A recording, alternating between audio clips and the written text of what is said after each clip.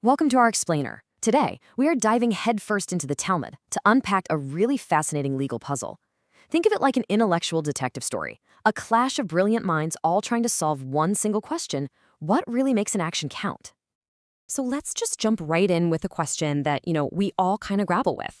Does our intention actually change what our actions mean? I mean, if you do the right thing but for totally the wrong reason, does it still count? This is the exact dilemma the ancient sages are about to tackle, but in a very specific and very high-stakes context.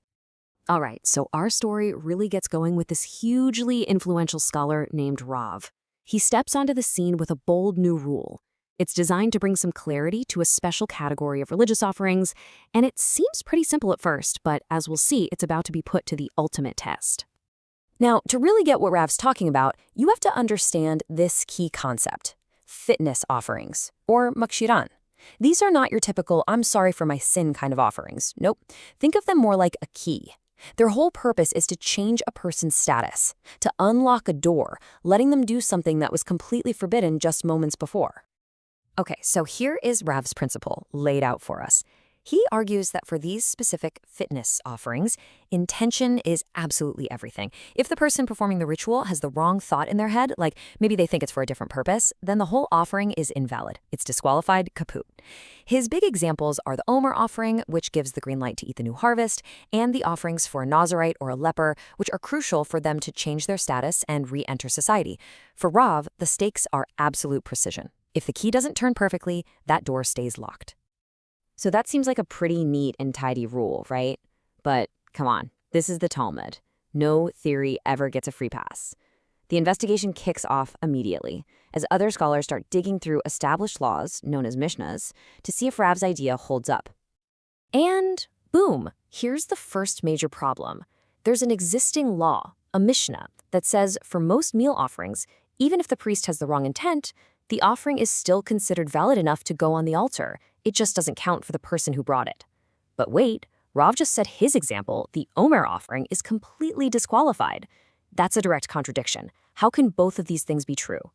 So the Gemara, that's the main text that analyzes all this stuff, jumps in to try and defend Rav. It says, okay, hold on. What if we draw a line here? Maybe that general rule from the Mishnah, maybe that only applies to offerings from individuals. The Omer offering is totally different. It's brought for the entire community. So maybe, just maybe, different rules apply. It's a pretty clever attempt to make it all fit together. But the hits just keep on coming. Another Mishnah pops up, this one about animal sacrifices, and it's super specific. It says that only the Passover sacrifice and the sin offering are disqualified by wrong intent. Every other animal offering is considered fit. Well, this is a huge problem for Rav's other examples, the offerings of the Nazirite and the leper. He claims they are disqualified. This one is way tougher to explain away. Just when it looks like Rav's theory is on the ropes, another sage, Rabbi Yirmiyah, steps into the ring. And he basically suggests that everyone is looking at this the wrong way. He proposes a much deeper, more fundamental distinction that he thinks could solve everything. And here is Rabbi Yirmiyah's big idea. He says, look, the Torah itself makes a distinction between these two types of offerings. This isn't something the rabbis are just making up. He believes it's baked right into the law from the start. Let's see what he means. And this table just lays it out so clearly.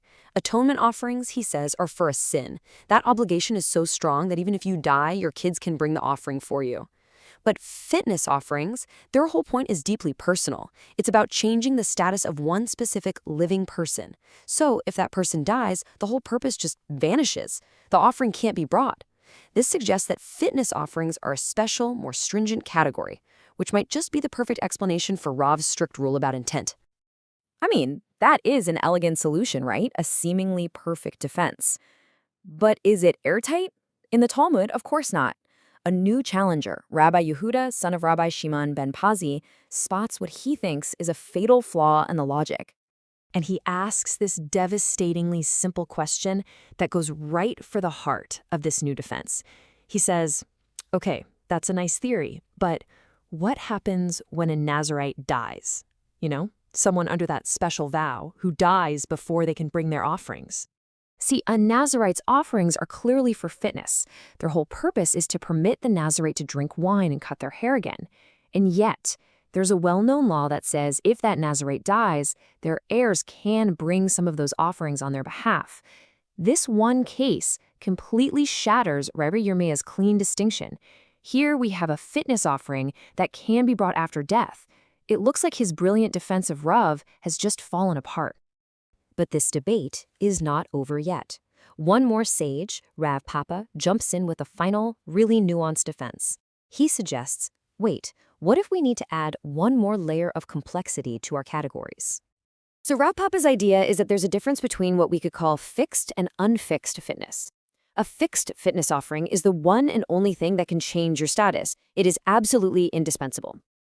He argues that the Nazirite's offerings aren't fixed because sacrificing any one of the 3 required offerings is technically enough to complete the process.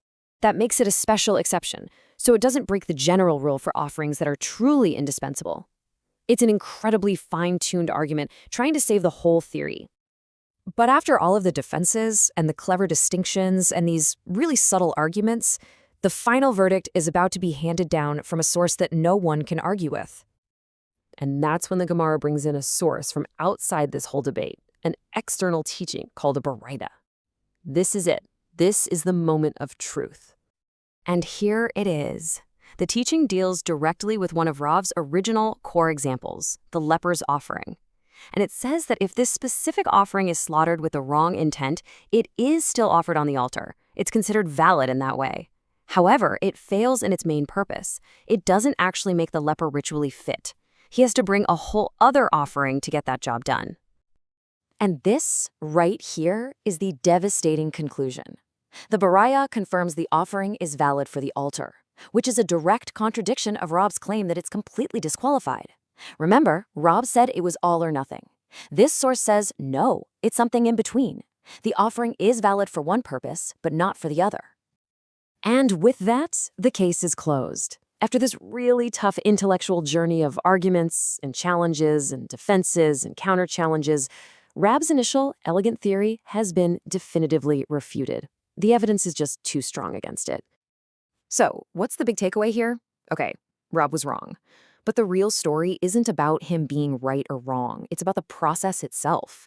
This entire debate we just walked through showcases this relentless communal pursuit of truth using logic, evidence, and pure arguments. And that leaves us with a final thought to chew on.